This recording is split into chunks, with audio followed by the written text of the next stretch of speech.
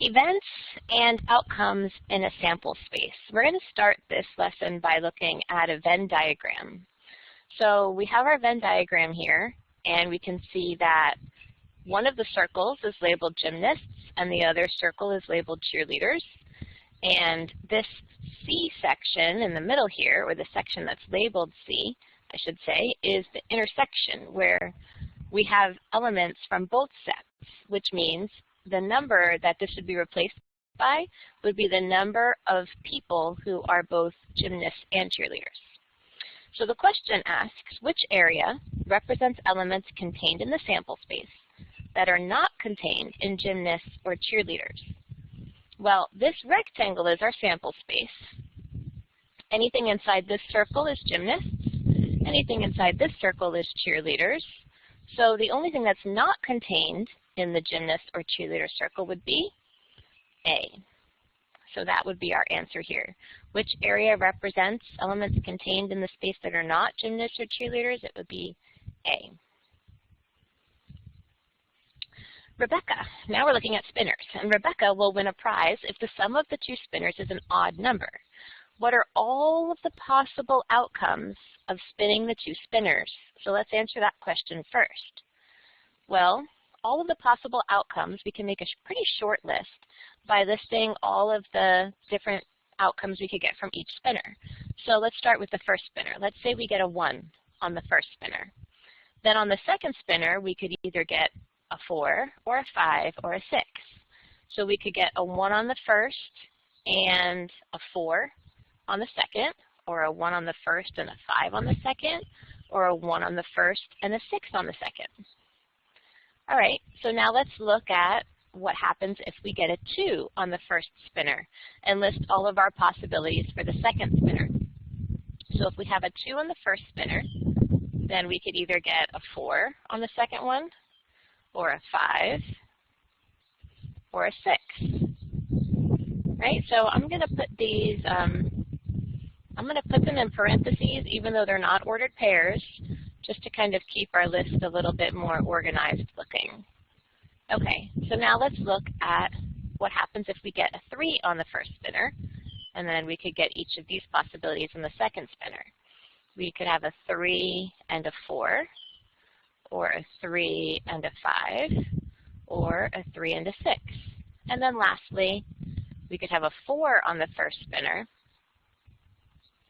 and then either a 4, 5, or 6. Well, I started using commas, force of habit, I guess. Let me go back and get rid of those. On the other spinner, right, we could have a 4, 5, or 6.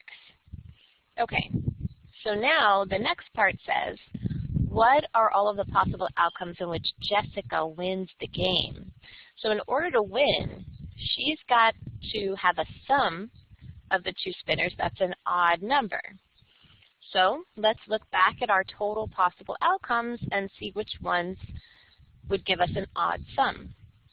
Well, starting with the first point, 1 plus 4 is 5, so that would be a winner.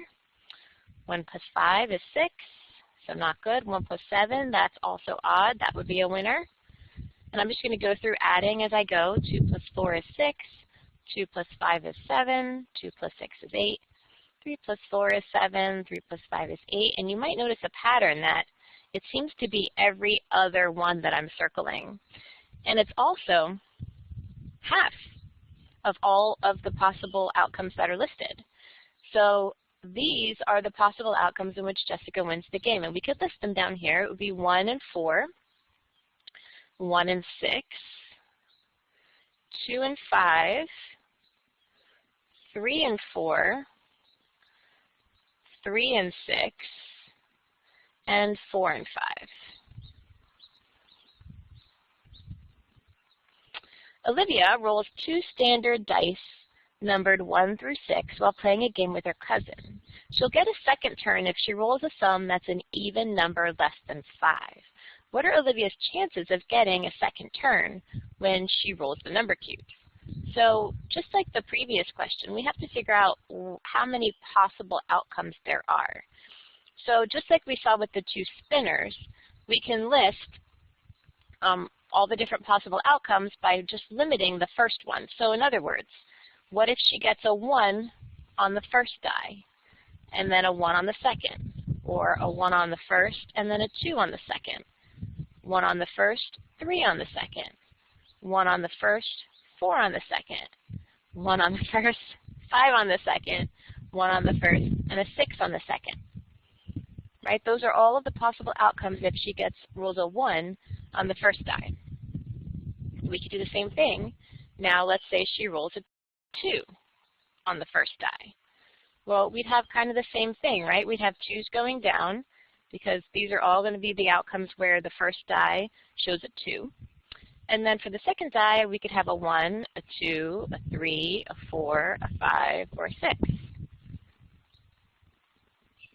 Right? And we could continue to do this for 3 on the first die, and 4 on the first die, and 5.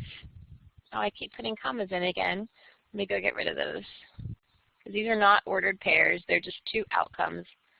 All right, then 5 on the first die, and all the different ways that could turn out, and then 6 on the first die, and then 1, 2, 3, 4, 5, or 6 on the second die. So if you were to total these up, there's 1, 2, 3, 4, 5, 6 down, and 1, 2, 3, 4, 5, 6 across. That gives us a total of 36 outcomes.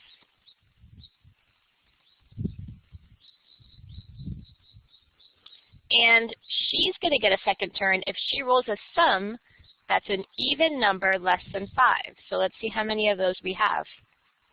1 plus 1, that will work. And 1 plus 3, that will also work. 1 plus 2 won't work, it's odd. 1 plus 4 won't work, it's odd. Let's go to the next column. 2 plus 1 is odd. 2 plus 2 is even, and it's less than 5. And then the rest of these are all greater than 5. Same thing here, these are all greater than 5. That brings us to the next column. 3 plus 1 is even, and everything else is greater than 5. Well, 5 or greater, right?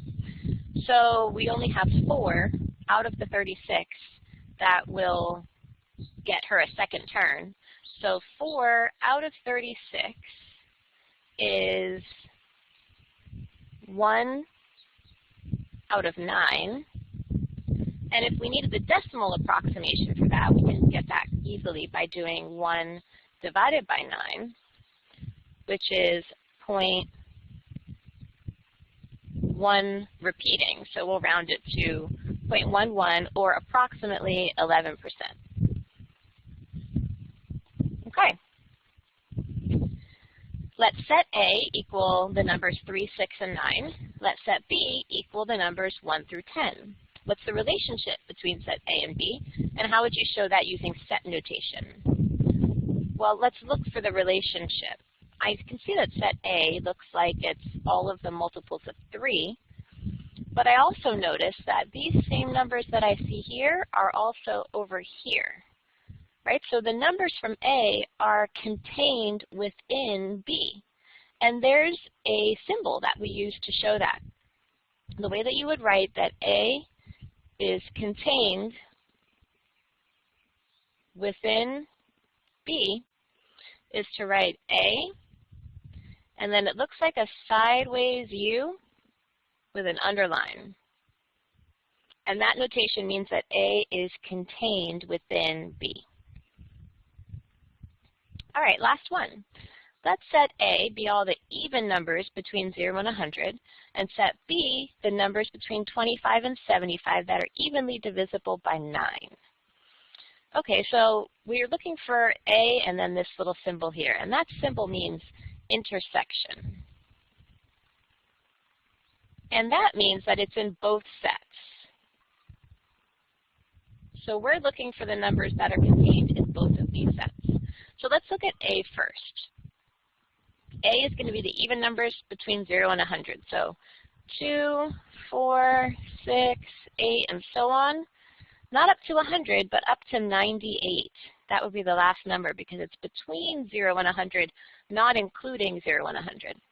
And then set B is between 25 and 75, but divisible by 9. So the first multiple of 9 would be 27. That's 9 times 3. And then we'd have 9 times 4, 9 times 5, 9 times 6, 9 times 7, and 9 times 8.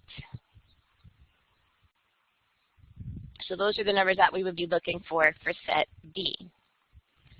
And we want the numbers that are contained in both. So that means that they have to be in set B because that's the smaller set. So that's the good one to start with, is the smaller one. But we only want the even ones. So that's going to be 36, 54, and 72. So we would say that the intersection of A and B are just those numbers, 36, 54, 72.